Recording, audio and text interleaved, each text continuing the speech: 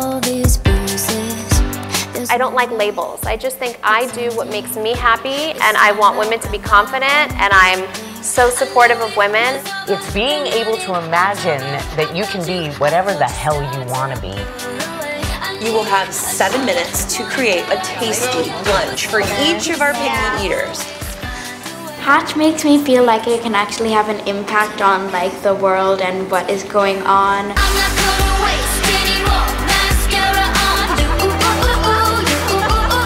I don't have to prove anything to myself anymore. I don't have to do anything but live. I think they shouldn't judge them on like how they look. They should just think about their ideas about being the president. Everyone thinks I'm a little crazy, but hey, I'll try anything once. Failure is essential in making us human beings that are worth anything to anybody else. I kicked failure's ass. SheKnows Media, we reach 82 million women every month, and that has everything to do with the power of the 20,000 experts in our community. We want to tell them what I tell Malia and Sasha, which is, there's nothing you can't do. There's power in numbers, representation matters, and it creates change. I'm a female entrepreneur, and I'm not afraid to cry when I'm...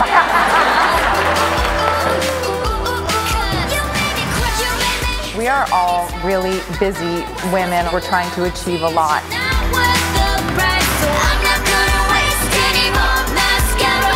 Young women need to see that other women are allies. They're never, never, never competition. Yes! I am a feminist!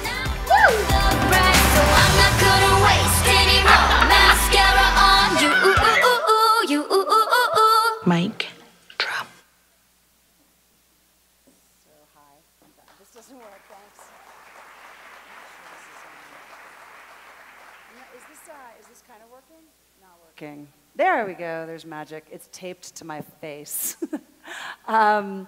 Okay, so I'm going to talk a little bit about digital marketing. I think many people here are pretty knowledgeable about digital marketing, so I'll make it quick and painless. That's my company, and yeah, and we're going to talk about the combination of art and heart and science and math that go into the production of a really positive audience engagement strategy. But we'll try to make it interesting and fun. So we start with mission. And again, as I mentioned earlier, having a mission for my company is not just about doing the right thing. It's about doing the thing that is the best for business.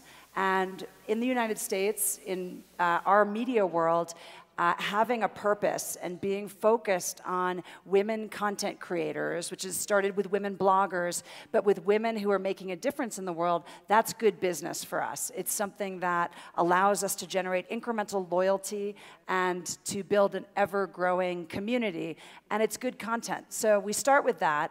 These are some of the things I'm going to crank through very quickly because I think I'm the only thing standing between you guys and a cocktail, probably, so we'll move fast. Passion and purpose are the two leading touchstones for us. So we start with women who have created content and who have done so within blog formats, within social media, within small businesses, or entrepreneurial endeavors. That's the core component of content that my company publishes. And then we bring that together with the purpose of building women's entrepreneurship globally and in celebrating women's perspectives and content. This is where our point of view becomes really integral to our differentiation. And you just saw that through our video. The women in that video are all people with whom we have produced content and published very large-scale content. So these are the brands that we own. We've created vertical communities. And the idea here is that one huge community is really hard to achieve because you won't have shared values and shared perspective if you go too broad. It's hard to maintain the intimacy that you can achieve within more specific community spaces. So for my communities, Hello Flow is focused on women's health. It's one very specific type of content and type of consumer. Stylecaster is focused on fashion, beauty, style. That's all millennial, it's edgier. Blog Her is a women's conference series where we produce live events and we produce micro content on behalf of influencers. And then we have SheKnows.com, which is lifestyle, it's food, beauty, parenting, and that's again a very different type of consumer, a very different type of brand conversation.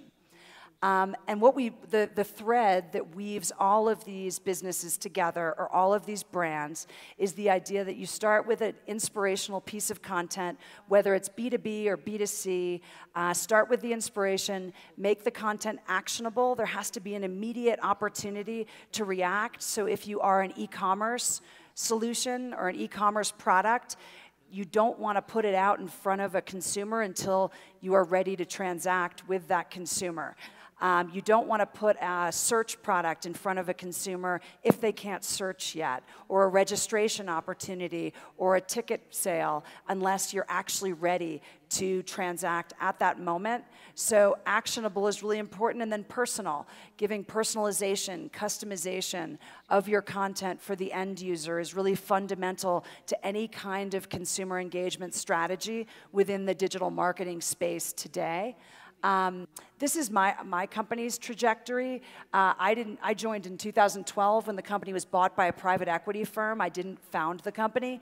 But we knew along the way that we were endeavoring eventually to sell. And we just sold 2 months ago to a larger company called Penske Media Corporation, which owns Rolling Stone and Variety and Women's Wear Daily and several other publications and networks. And that was about the right time for us, because it was becoming that we had grown as far as we could at that moment.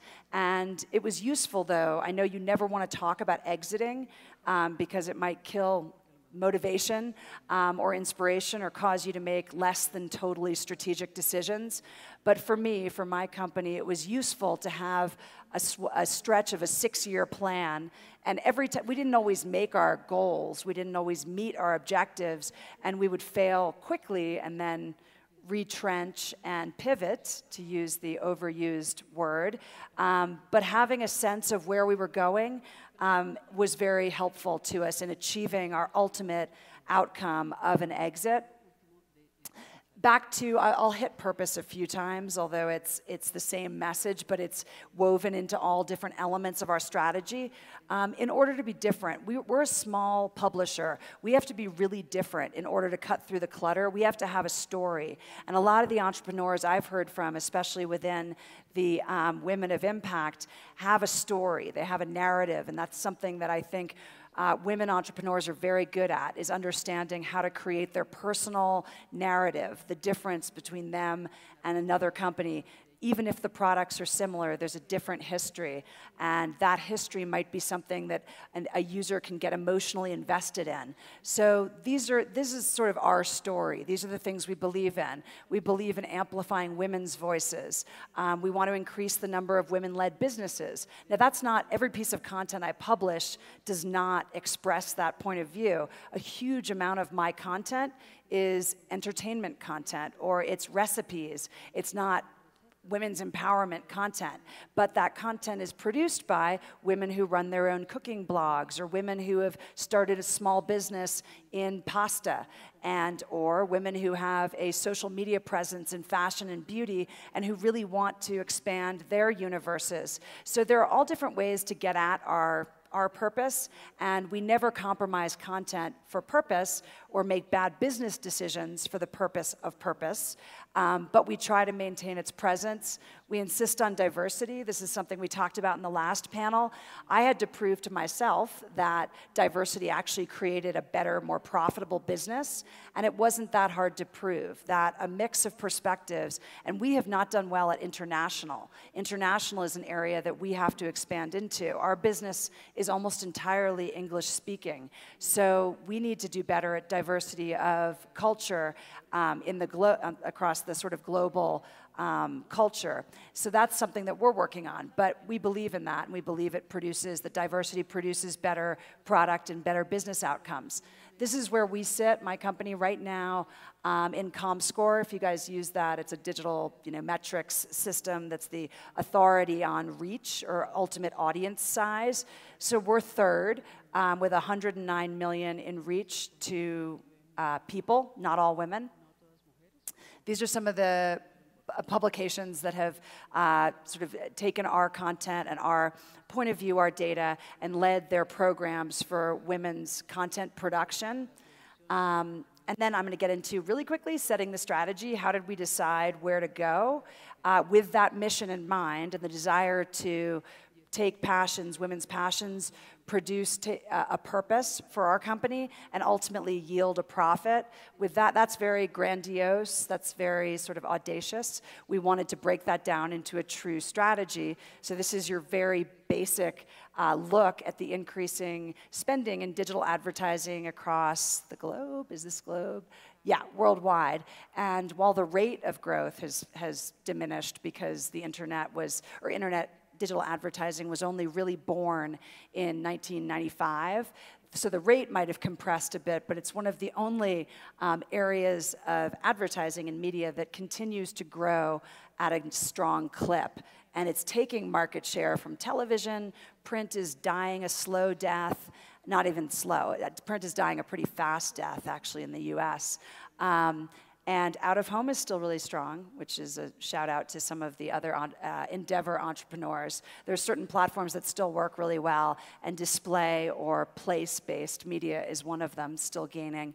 If you look at market growth by region of internet advertising or digital advertising, you'll see that the growth is global, market by market. Those who are outside of the US, the growth rate is still stronger because there's a little bit of catch-up in terms of how much of a given advertising budget is going to go towards digital platforms. So this is all of what we're looking at. And then we're looking at the duopoly of Facebook and Google, and now Amazon for triopoly, and that the majority of all spending appropriately goes to these platforms. They're very effective direct marketing platforms. This is where I spend the majority of my marketing dollars, but we want to exist in an environment where there are really good direct marketing advertising solutions. So we had to produce something that was more meaningful than direct marketing or more meaningful than audience targeting. And that's a reality of the marketplace. So what we looked at from the standpoint of a business model was we have an editorial team of 20 people. We have creators, which is our blogger network of over 20,000. Those are all vetted content producers. They're your influencers or your bloggers or creators is what we typically call these people. They have already amassed audiences of over 100,000 people, and most of them have a subject matter expertise like health or food or fashion. You probably know lots of people in this space yourselves if you're not creators yourself. So we took those three, and then partners. We produce content with tons of partners and advertisers. We distribute that content that we produce up here through native media, building into all different organic spaces, through events and through influencer social. So that's how our audience is surfaced to find that's how our content is surfaced. Oh, I'm good. I just have a really deep voice. I know. Thank you. It's like the biggest glass. It's so huge. I'm going to put that there. That didn't. Okay, thank you, though. So these are three trends that we saw also sort of exploding that drove us in the direction that we took our company. Automated marketing, if anyone here works in media or marketing probably, they know that the majority of digital media is now purchased through automated pipes or automated systems. And it makes sense. That's how you buy audience-targeted media now. There's no reason to buy from a human. If you're just looking for a mother of two and you want to reach that woman at a very specific time of day, there is no reason to talk to another person in order to buy that media. You can buy it directly through the platforms. You can buy it through programmatic. And it's definitely this advent of ad technology, automated ad technology, is disrupting advertising across the globe right now. It's really changed the ecosystem within the United States in particular. Ad agencies are going out of business. Media is being commoditized. Audiences are much easier to find, so true journalistic content is in jeopardy because you don't necessarily need to have good content in order to amass an audience. You can have terrible content or fake news and still achieve pretty decent-sized audience as long as you have a picture of Kim Kardashian or something like that that people enjoy and a salacious headline. So that's one big trend. Rise of influencer marketing. Influencer marketing is right now about 30% of digital spending that's non-automated, so direct spending from brands. About 30% is focused on influencers in the United States. That's the idea that we are each a media company and we each can propagate or distribute content the same way a TV network, only a TV network could do 20 years ago. We can all distribute content, and there is no barrier to becoming a distribution platform. And then finally, consumer activism and advocacy. People who love brands tend to share them online. People who have decided that they support a certain product will distribute that product and buy from that company over and over again and tell their friends to, and they now have a platform to tell their friends and to promote the products and the brands they love. They also have a platform to talk about the products they hate or the companies they're angry with or the poor customer service they once received. So these three things led us towards the idea that we needed to have a very specific audience and we had to be best at that audience. So we went for moms. Moms are the highest value consumers. I mentioned this earlier. They spend more. The majority of all the top top advertisers in the world of consumer packaged goods are spending against moms. So women who have 2 offspring in the home are right now of greatest value to the biggest advertisers in the world. So that was not an arbitrary decision. Given the landscape we just painted, focusing on moms made a lot of sense. It helps that a lot of the women who work for me are millennials and are contemplating motherhood or are interested in the subject matter, but it was a business decision, not a mission decision. And then we have the greatest influence. Women wield much more influence in the world in terms of voting, although it's not they who vote in many cases, and in terms of household purchase decisions ranging from toilet paper to cheese to automotive and financial services. So it's an easy choice. Women are demanding more from brands. They want to see brands within a purpose-based or a high-quality content environment. And this doesn't mean that men don't want that, but women have made a lot of noise or have spoken loudly about their desire to see brands who are socially responsible, to see brands who support equality, to see brands who have positive environmental practices. And then yet, there's still lots of awesome sexist advertising out there, which gave us a big opportunity. This is, again, it was opportunistic, but we launched a platform called Femvertising, which was awarding big companies who had produced really pro-female content for the purpose of advertising. And that gave us a huge amount of free PR. So it's both a strategy and it's a support of our mission, but mostly it's a strategy. And then this is how women spend their money. I won't spend too much time there. You guys get the point that women have a lot of access to money, moms in particular, and that they spend across myriad categories, and they primarily make their purchase decisions online. So when you're choosing a digital audience and you're working in business to consumer, moms are an easy choice in the US.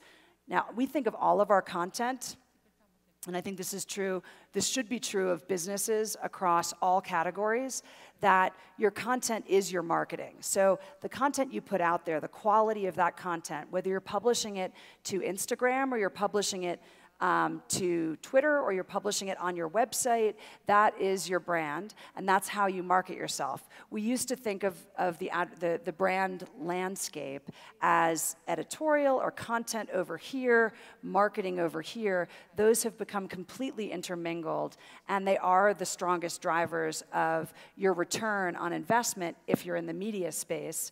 But content is fundamental to any space. It's the way you communicate with your consumer, with your customer, whether you're B2B or B2C. So we have this, brand pyramid that we create that allows us to talk about each different level of the pyramid. The real meat is down in the products. The products are the things that we make and the things that we design for profitability. And up top, we make sure that all of our employees, all of our clients understand, all of our users and consumers understand what we stand for from a vision, mission, and positioning standpoint. This is what differentiates us. So this is visible throughout all of our content. Now, when you're looking more specifically at how content marketing works, you basically have like 3 ways to produce audience in the infowebs or the internet.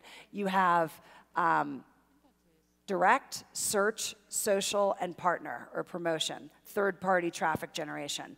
Understanding where your traffic's coming from within this set of 4 different sources is fundamental to audience success. So for me, it's mostly search, which is good. We used to want it to be social. I wanted social to be my main audience driver. But it turns out social sometimes is very vulnerable, because if Facebook changes an algorithm, 3 of my friends' businesses go under because they're totally reliant upon social audience generation, and they don't have their own audience. Search is harder to infiltrate if you've designed very relevant, well-sourced content. So understanding where your traffic is coming from is just table stakes. It's fundamental. Engaging and rewarding brand advocates is where I would start.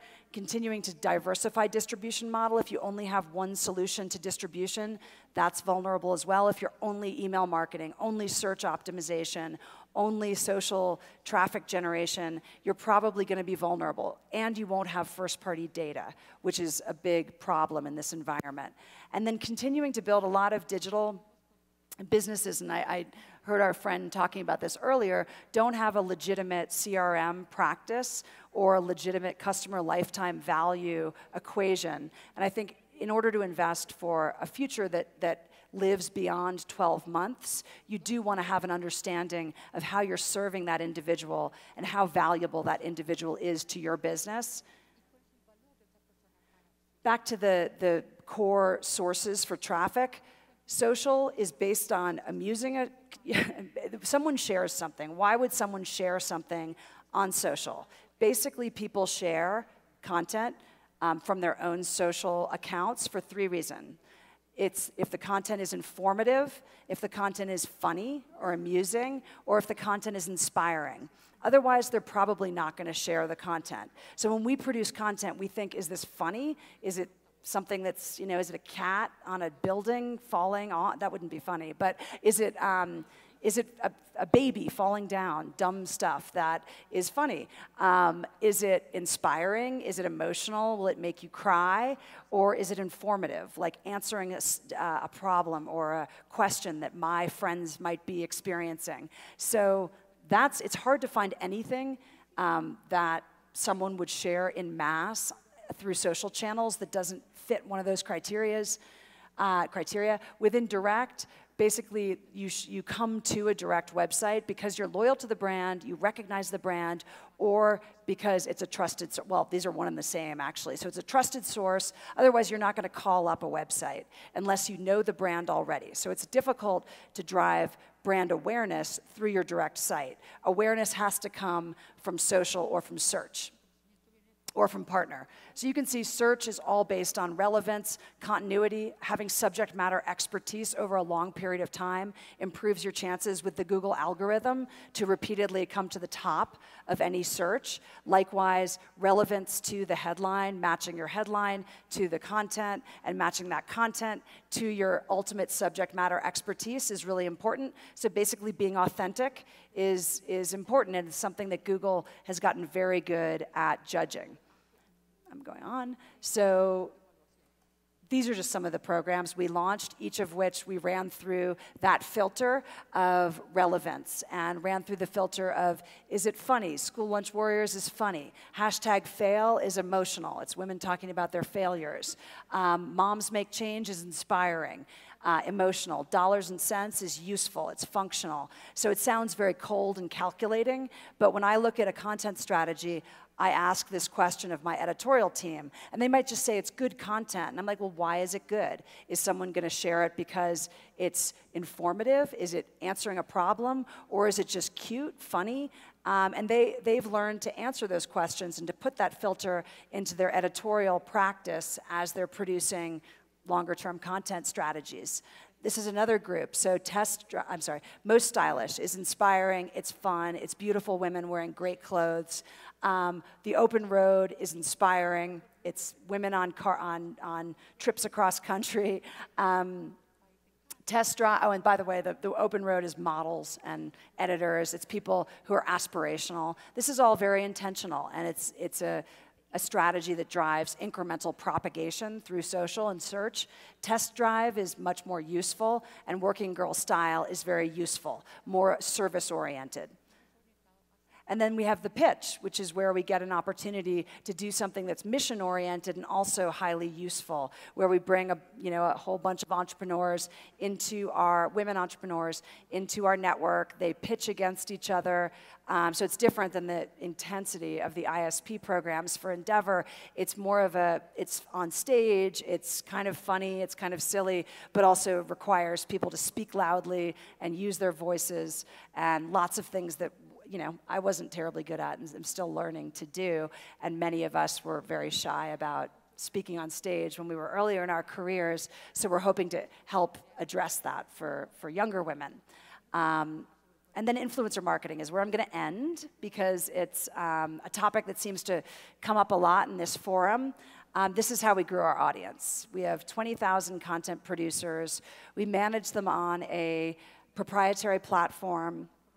We chose to work this way because women turn to other women when they're looking to make purchase decisions. They turn to other women for travel decisions, for healthcare decisions, for food, for beauty, animals and pets. They're always looking, rather than looking to corporations for answers or looking to, God forbid, the government, they're looking to other people, other humans within their communities, which is why our audience makes a lot of sense and why this fits into our strategy of distribution model that's scalable. By social network, you can see, this is kind of interesting, but the idea here is that for different subject matter, so if I'm looking to understand travel or make a travel decision, the platforms I'm going to refer to are Pinterest, Twitter, Google+, Pinterest, etc. Insta, etc. If I'm a travel blogger or travel content producer, I'm going to use those platforms. Parenting is more likely to use YouTube, for example. And there are some, like for example, Home, that's going to rely almost entirely on blogs and Pinterest. So understanding the platform that serves the content purpose is another important thing when you're looking to produce a scalable influencer business. This is a lot of content. Okay, people trust influencers, period. They trust them. So I think and then this is important also, and it's something that we've talked about a lot over the past day or two, that understanding what your marketing objective is when you're looking to engage influencers is really important. This is something we do for like 700 companies. We help them to not only determine what their strategy will be, but more, my bigger profit and margin comes from deploying these programs, kicking out, sort of sending content on behalf of a brand to a group of 2,000 influencers. Via API, I can track their propagation. That feeds back into a dynamic dashboard that the brand and the influencer can watch to see their performance in real time. It's a great three-way marketplace. But understanding if your goal is awareness, interest, consideration, or purchase, and then applying the right platform accordingly is really important to delivering a scalable or a true ROI influencer program. These are some of the influencers. They can come in and self-select. They can choose where they want to be. Oh, and some of them will be really good at certain platforms. Like we have women who are amazing on Pinterest, who've developed huge audiences, and they will never touch Twitter or YouTube. In fact, those are usually, you've got Instagram, Pinterest people, Twitter, YouTube over here, Facebook kind of traverses most. But it's interesting how a lot of marketers just think, I need a social media strategy without separating those platforms. Here are some of the women we represent. We represent them, we generate money for them, and we manage them on this platform, which is called Momentum. And this platform provides all of the analytics back to the brand who's investing, and also back to the influencers so they can see how much they're earning. And this is how, again, this is how we build 100 million in reach without a big marketing budget, is that we let the individuals who we're making money for become our ambassadors. So finally, this is wrapping up. One of the ways we also embrace and engage influencers, it's something that many events like Endeavor do as well, is you build a real community of advocates who get to know other members of the community and who have a real stake in the community's success. BlogHer is a company my company purchased about 3 years ago. It's #1 in conferences and events for women content creators or women producers. We amass about 5,000 people twice a year, and this year's is in August, so if anyone wants to come, you can have a ticket. It's in New York City, and then next year in LA, and we keep moving it around. And the idea there is that we're teaching real skills to influencers, but we're also bringing big brands together with big influencers, and then celebrities who have become successful entrepreneurs give sort of best practices. And this is just some of the work we've done with our conferences in the past couple years. That's the one you guys are invited to. And then live your brand. This is kind of the end. So I think that I'm often asked, how do you build a digital marketing strategy? And it's really important to understand all of the different components of the science and the math. You have to understand search optimization. You have to know how to tag your content. You have to understand what an individual user or customer is worth to you, so that you understand how much you can invest in that person, not just in acquiring that person as a registration or a lead, or even a transaction, but in serving that person for a decade, maybe 2 decades. You have to understand what that's worth to your business ultimately, so that you can invest accordingly. The other elements of math, social media requires a fair amount of basic math to determine where best to spend your dollars, how to use your content to amass a larger, more engaged audience. But the art side is just authenticity, and it's consistent content, a real voice, and a point of view. You have to be somewhat provocative, out in front, and a real leader, I think, in brand, in order to be something that people will remember. It's a very cluttered space. So standing for something when you want to drive brand adoption and you want people to remember who you are, having a purpose is really fundamental. And so finally, this is my logo that my little brother produced, because it's free when you can bully your brother into doing something. And this is the description of why we use this kind of icon. And I think it's represents, again, what our company believes in, what our employees believe in, but also, most importantly, maybe, what we're known for in the marketplace and the reason that people want to work with us. So that's it, I think. You guys are probably ready to go. Cool, thanks. Is that over?